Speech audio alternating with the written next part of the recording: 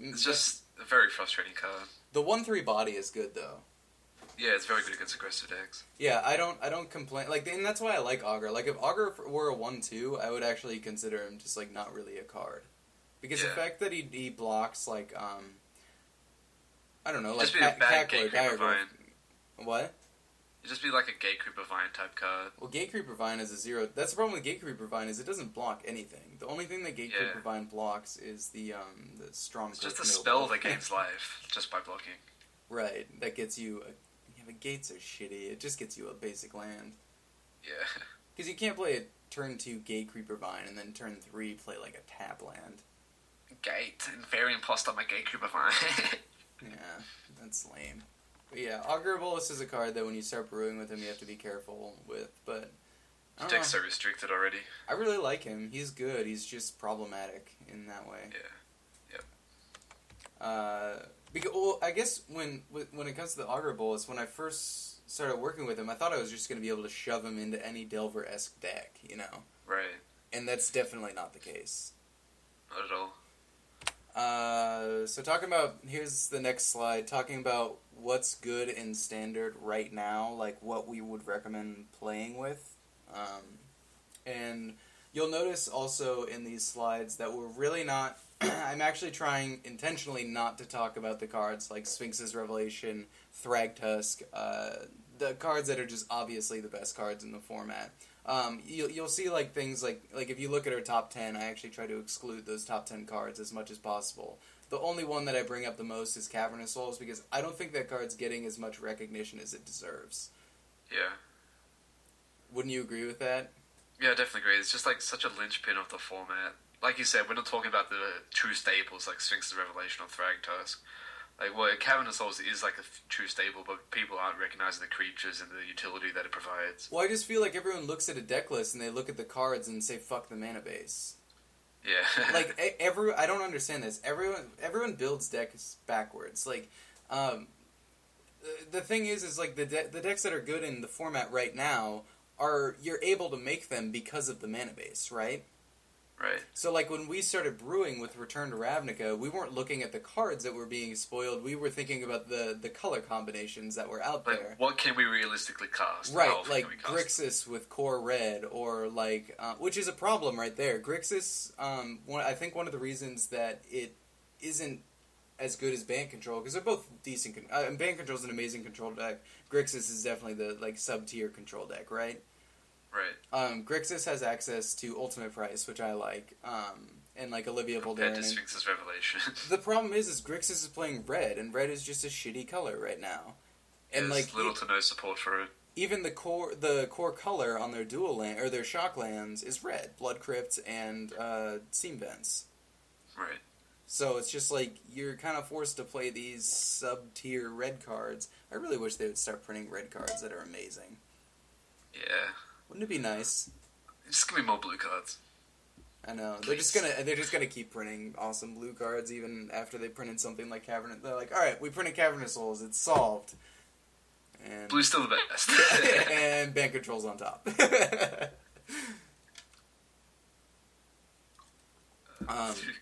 But yeah, Cavernous Souls is insane.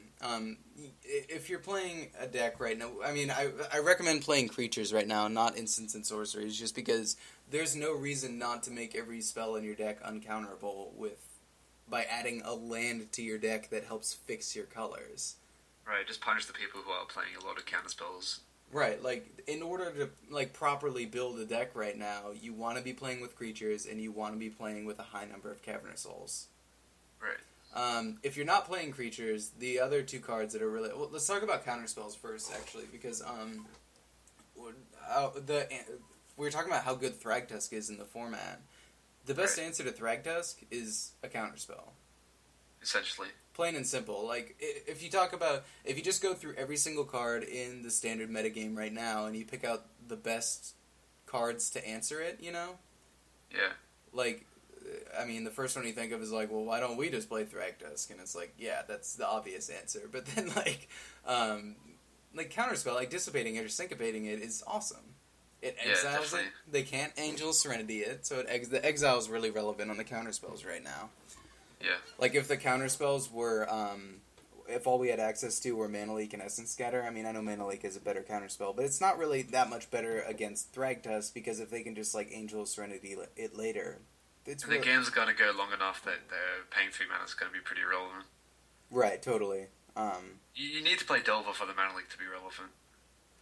Yeah, because then you can use the Mana Leak to either protect your Delver and just win with that, or hit some of their fat things that they're trying to do to kind of just go bigger than Delver. Right, don't give them time to search for the caverns. Make them try to get it on turn 5 to stabilize. I'm really surprised. I mean, I know why Delver isn't good right now. It's just because they lost Ponder and Jotaxian Probe. Pretty much Ponder. Ponder just, like, made the whole deck go together. Well, like, yeah. Rather than run 24 lands, like, you could run 18. But you could totally be playing... Like, let's say Ponder and Jotaxian Probe existed in the metagame right now. Like, you could be playing Dissipate and Syncopate as your counterspells in a Delver deck just fine. Oh, definitely, yeah. Like, those cards are actually pretty good. Yeah. But yeah, the counterspells are really good. They also answer, because we were talking about going under or over Thragtusk. First of all, I really like Syncopate because you can use it on turn 2 for anything that they tap out for. And most of the time you'll hit something. Yeah. But yeah, like, even like when they tap out for an Omniscience or an Epic Experiment, then you're just like, Syncopate for 1, and they're like, okay, and then they say go, and you're like, Sphinx's Revelation for 4, and then it's just like, okay. So the counterspells are just so good against... And that's another reason why Cavern is so good in the format right now, because counterspells are so good in the format right now. Yeah, counterspells are good against, like, a lot of the non-creature stuff as well. Like, making a Planeswalker never trigger Sphinx's Revelation, like you said, as well. Right. So, if you're building a deck right now, don't be a fucking idiot. Play your Cavern of Souls. Yeah. A lot of people don't even... I've heard people just say that they can't afford them. And it's just like... They're expensive, right? Right, but you're talking about people who want to be competitive with Magic. And it's just like... Yeah. Not being... Cost isn't an issue. Right. Not being able to afford it is not an excuse. I mean, if you're going to use that as an excuse, then you're not playing competitively. Yeah. You're playing at FNMs and shit like that. Yeah, you're essentially a casual player to me. Right. I mean, what we're trying to develop when we brew is like the next Cobblade. Yeah, we're always trying to build Coldblade or Fairies or Jund or whatever, Blue-Green Madness. Yeah. I mean, yeah, any of those. I mean, some of those decks kind of put themselves together. Like, Jund definitely was just like... Delver's the most interesting one, because that one took ages to find out, and Coldblade as well. Coldblade took a while, too. Jund was... They're not super obvious, which is the nice thing. Jund was easy to notice just because of Bloodbraid. Yeah. I'm surprised that Bloodbraid never saw a ban. Yeah, it probably should have been banned, but whatever. I feel like, because you saw Fairies, and then you saw Jund, and then you saw Caw-Blade, and Caw-Blade they actually did do bannings. I feel like in between, where in between Fairies and Caw-Blade is really where Wizards started stepping up, keeping an eye on the format and actually banning things, and like that's when they Modern became a format and they did bannings in that, and now they keep a much better eye on the format and ban things that need to be banned. Right, they even try to print preemptive answers like Volcanic Fallout and stuff like that. Oh, totally, yeah. And I think that was kind of their solution for it instead of banning it. But then they realized like sometimes you print an answer, like you print Great Sable Stag, and that doesn't beat Jund because they just have Lightning Bolt. Yeah. So, and I against Fairies. the last card that I think is really, if you're not going to be playing the Planeswalkers I have in the middle there on that slide, I think Planeswalkers are awesome as a card advantage engine. Yeah. And they're a really good win condition. Like ultimating with a Planeswalker is definitely, like going back to our other slide, it's going big, right? Yeah, I agree. And it's going over Thragtusk. Like if your win condition is ultimating one of your Planeswalkers, like you're probably winning the game. After more than likely. Right. There's very few of those Planeswalkers when they ultimate that you don't win the game. Like Tameo, Jace Architect of Thought, even like Primal Hunter is like, do you have a Wrath? No, you're dead. Yeah.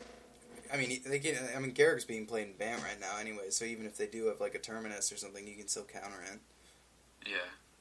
But Planeswalkers, if you're not talking about Sphinx's Revelation, and you're looking for card advantage engines to start brewing with that aren't the obvious ones, I think Planeswalkers are kind of the way to go. And you'll even notice that a lot of those Planeswalkers have pretty similar colors, so there's definitely somewhere to go with those guys. The problem is 2 of them have the same Planeswalker type with Jace and Garruk, but... Jace is fine, because you're just going to -2/-2 to Slaymark memory depth. You know what I love doing to Jace -2 is Zealous Conscripts. Yeah, that's pretty sick. When they'd go Jace -2 and you give them the Supreme Verdict or whatever, and then or even the other Jace, and then you Zealous and take their Jace and -2 it and kill it. It's so good. Feels pretty sick. Another reason why, because the Thundermaw Hellcat would have just killed the Jace. Yeah, this is why you're drawing up to 2 cards. And you're beating him for 3. Yeah. Or beating their Tameo for 3. Who knows? Yeah, you got 3 distributed somewhere else. Yeah. So, moving on. So, here's the next slide. Things to look for in Gatecrash. There's a lot of kind of symbols here. But the first one, Restoration Angel targets. Right. There's so many things